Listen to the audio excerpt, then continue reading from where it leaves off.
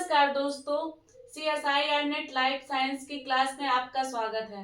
आज हम बहुत दिनों बाद ये क्लास पढ़ रहे हैं क्योंकि मैं किसी कारणों की वजह से क्लास नहीं ले पा रही थी। उसके लिए मैं माफ़ी चाहती हूँ। हम CSIR नेट लाइफ साइंस दिसंबर को टारगेट करके पढ़ाई कर रहे हैं। दिसंबर तक हम इस एग्ज़ाम को ज़रूर से ज़रूर निकाल लेंगे और पूरी तैयारी कर लेंगे। ठीक है बच्चों, चूंकि जुलाई में पूरा सिलेबस कवर करवाना मुश्किल है, इसलिए आप लोग सिर्फ ऑब्जेक्टिव क्वेश्चन करो। अगर आप जुलाई वाला एग्जाम देना चाह रहे हो तो उसके लिए सिर्फ आप ऑब्जेक्टिव क्वेश्चन करो, क्योंकि सिलेबस थोड़ा बहुत देख के आप कर सकते हो। प्रॉपर सिलेबस करना है तो हम दिसंबर के एग्जाम को टारगेट करते हैं, क्योंकि कोई मतलब नहीं है, निगेटिव मार्किंग है। थोड़ा बहुत पढ़ के अगर हम कोशिश भी करेंगे तब भी नहीं निकाल पाएंगे। इसलिए हिंदी मीडियम वालों के लिए मेरा है कहना कि हम लोग तैयारी करते हैं प्रॉपर दिसंबर एग्जाम को टारगेट करके। ठीक है, तो आज हम यूनिट 3 पढ़ने वाले हैं, जिसमें मैंने आप लोगों को DNA रेप्लिकेशन, DNA ट्रांसक्रिप्शन और ट्रांसलेशन पढ़ा दिया था। और आज हम इसमें पढ़ने वाले हैं जीन एक्सप्रेशन एंड रेगुलेशन। आज हम जीन एक्सप्रेशन और रेगुलेशन के बारे में इसमें पढ़ने वाले हैं। ठीक है, ये क्या होता है, आखिर जीन रेगुलेशन होता क्या है, आज हम इसके बारे में इस क्लास में जानेंगे। ठीक है, ये भी CSIR नेट लाइफ साइंस के पेपर के लिए बहुत ज्यादा इंपॉर्टेंट है, इसलिए अपनी कॉपी पेन लेकर बैठ जाइए। और जो मैं लिखा रही हूँ सिर्फ ये आप लोगों के लिए लिख रही हूँ आसान भाषा में, तो इसको अपनी कॉपी में नोट करते जाइए। ठीक है, तो चलिए स्टार्ट करते हैं। सबसे पहले हम जानते हैं कि जीन रेगुलेशन क्या होता है, तो समझते हैं। किसी जीव की कोशिका में, किसी भी जीव की कोशिका में कितने हजारों जीन मौजूद होते हैं। ठीक है, ये तो आप लोगों को पता होगा। किसी भी कोशिका की में, किसी भी जीव में जितने भी हमारे एनिमल्स होते हैं या फिर कोई भी होता है, एनिमल्स की बात कर रही हूँ, ह्यूमन बॉडी की बात कर रही हूँ, उसमें कितने कितने जीन मौजूद होते हैं, हजारों जीन मौजूद होते हैं। लेकिन सभी जीव हर समय काम करते रहते हैं। क्या, आप लोगों से मेरा एक सवाल है कि किसी जीव की कोशिका में हजारों जीन उत्पन्न होते हैं, हजारों जीन मौजूद होते हैं, लेकिन ये जो सभी जीन हैं ये जीवों के शरीर में हर समय काम करते रहते हैं, ये आप लोगों को बताना है। तो इसका आंसर है नहीं। क्या है इसका आंसर? नहीं। कोशिका केवल उन्हीं जीनों को ऑन करती है, कोशिका केवल उन्हीं जीनों को सक्रिय करती है जिनकी उस समय उसको आवश्यकता होती है। ठीक है, क्या होता है, कोशिका केवल उन्हीं जीनों को सक्रिय करती है, उन्हीं जीन का बटन ऑन करती है जिसकी उनको क्या होती है, उस समय आवश्यकता होती है। ठीक है, जिन जीनों की उसे आवश्यकता नहीं होती उन्हें वह क्या कर देती है, निष्क्रिय कर देती है। ठीक है, क्या कर देती है, निष्क्रिय कर देती है। एक बार और समझते हैं।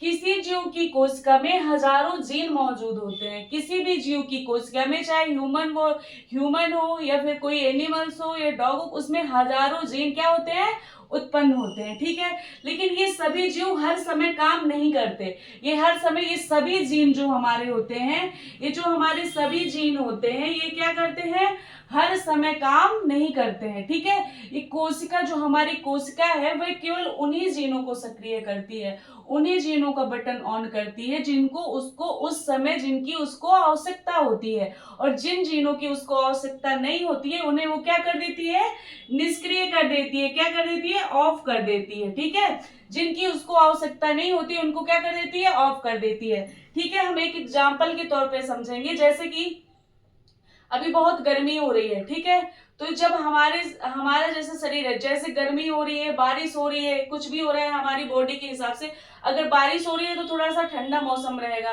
तो सिर्फ हम क्या करेंगे, फैन की हमें आवश्यकता होगी, ना कि हम कूलर चलाएंगे, ना तो हम AC ऑन करेंगे। ठीक है, लेकिन जब बहुत ज्यादा गर्मी होगी तो हम फैन ऑफ करके क्या ऑन करेंगे, AC ऑन करेंगे। और जब मीडियम में होता है तब हम क्या ऑन करते हैं, कूलर ऑन करते हैं। उसी प्रकार है कि जब जीव जिसको जिस समय कोशिका को जीन की आवश्यकता होती है, उसी समय वो उसको क्या करती है, ऑन करती है, सक्रिय करती है। और जिसकी आवश्यकता नहीं, जैसे कि हमने AC ऑन कर लिया तो हमने फैन ऑफ कर दिया, कूलर ऑफ कर दिया, उसी तरह जिनकी उसको आवश्यकता नहीं होती है उनको क्या कर देती है, निष्क्रिय कर देती है। इसी को क्या कहते हैं बच्चों, जीन रेगुलेशन कहते है। ठीक है, जीन रेगुलेशन बराबर कंट्रोल ऑफ जीन एक्सप्रेशन। ठीक है, क्या होता है जीन रेगुलेशन का मतलब होता है control of gene expression. CSIR net life science की लैंग्वेज में बात करें तो जीन रेगुलेशन का मतलब होता है कंट्रोल ऑफ जीन एक्सप्रेशन। ठीक है, हर समय क्या हम लोग ऐसा कर सकते हैं कि हम लोग फैन भी ऑन किए रहे, कूलर भी ऑन किए रहे, AC ऑन किए रहे,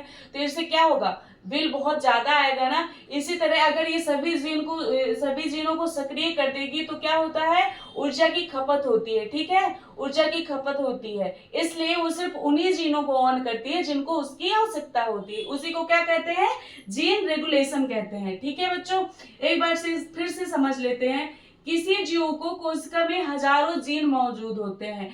किसी भी जीव की कोशिका में कितने जीन मौजूद होते हैं, हजारों जीन मौजूद होते हैं। ठीक है, हजारों जीन मौजूद होते हैं, लेकिन सभी जीन हर समय कार्य नहीं करते। ठीक है, कोशिका केवल उन्हीं जीनों को सक्रिय करती है जिनको उसको उस समय आवश्यकता होती है, उस समय जैसी कंडीशन होती है वो उन्हीं जीनों को क्या करती है, सक्रिय करती है, ऑन करती है। और जिस समय उनकी आवश्यकता नहीं होती उन जीनों को क्या कर देती है, निष्क्रिय कर देती है। ठीक है, अब आगे देखते हैं बच्चों, हम जानेंगे कि ओपेरॉन क्या होता है। ओपेरॉन के बारे में हम जानेंगे। ठीक है, अभी हमने जीन रेगुलेशन के बारे में समझ लिया, अब हम ओपेरॉन के बारे में जानेंगे कि ओपेरॉन अवधारणा क्या होती है। ठीक है, ये जितने टॉपिक मैं आप लोगों को पढ़ा रही हूँ ये सब CSIR नेट लाइफ साइंस के लिए बहुत ज्यादा इंपॉर्टेंट है। हम आराम से पढ़ाई करेंगे क्योंकि अभी दिसंबर आने में टाइम है, तब तक हम एक एक पॉइंट बहुत अच्छे से समझ लेंगे। अगर मैं एक दो टॉपिक ही आपको पढ़ा रही हूँ उसका आप लोगों को अच्छे से रिवीजन करना है ताकि वो आपको कभी भूले नहीं। और अपनी नोटबुक बनाते समय ये इंपॉर्टेंट पॉइंट है कि एग्जाम के टाइम पे आप जब ऑब्जेक्टिव क्वेश्चन सॉल्व करो तो इनको तुरंत से लर्न कर सको। ठीक है, तो चलिए समझते हैं ओपेरॉन क्या है। बैक्टीरिया अपने जीनों को ऑन ऑफ कैसे करते हैं, जो हमारे बैक्टीरिया होते हैं वह अपने जीनों को ऑन ऑफ कैसे करते हैं, ये क्वेश्चन है आपसे। क्या आपने कभी सोचा है कि बैक्टीरिया अपने जीनों को ऑन और ऑफ कैसे करते हैं। ठीक है, अब हम ये जानेंगे। तो इसका कॉन्सेप्ट क्या है, ओपेरॉन अवधारणा क्या है, हम समझेंगे कि ओपेरॉन अवधारणा क्या है। ठीक है, सबसे पहले हम ओपेरॉन अवधारणा के बारे में जानेंगे। ठीक है, ओपेरॉन अवधारणा क्या है।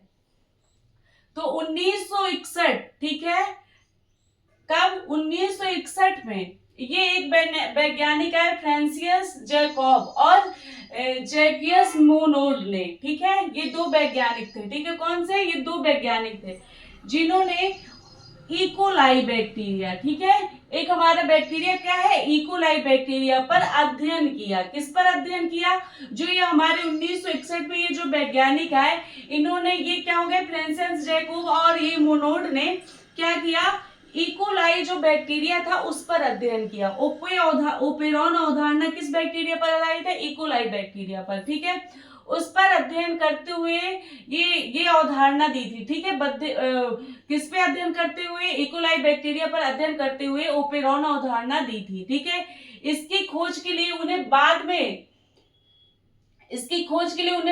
1961 में क्या मिला था, नोबेल पुरस्कार मिला था। ठीक है, क्या मिला था, नोबेल पुरस्कार मिला था इसकी खोज के बाद।